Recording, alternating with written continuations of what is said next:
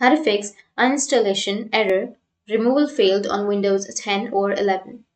So if you want to fix the uninstallation error on removal failed on your Windows 10 or 11, then what you need to do is you just need to simply open up your settings at first. Once you open up your settings, you need to go with the system section, which is on the left side. Scroll down and then go with the troubleshoot section.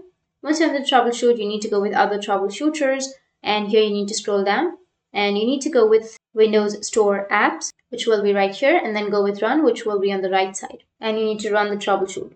Once you run the troubleshoot, then your problem might be fixed. But if that doesn't fix your problem, then what you need to do is you just need to simply open up your Microsoft Store, and here you just need to simply go with the hidden apps, and you need to remove the Microsoft Store. Now you just need to simply right click on your Windows and go with run, and under run you need to enter WS reset, hit the enter, and after that it will reset the Microsoft Store. And once you reset your Microsoft Store, then your problem might be. But if that still doesn't fix your problem, then move on to the next solution, which is uninstall in clean boot. To do that, you need to simply open the system configuration, search for system configuration and open it up. Once you open, you will get this kind of interface. Go with the services tab, and here you need to go with hide all Microsoft services. If any service is checked, you just need to simply go with disable all and go with apply and then OK. And after that, it will ask you to restart your device. You just need to simply go and restart. And after restarting, you can go and uninstall and your problem will be fixed.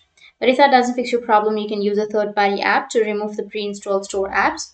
And that's it. That's how you can fix uninstallation error removal failed on your Windows 10 or 11. And if you have any questions, feel free to comment below. Thanks for watching.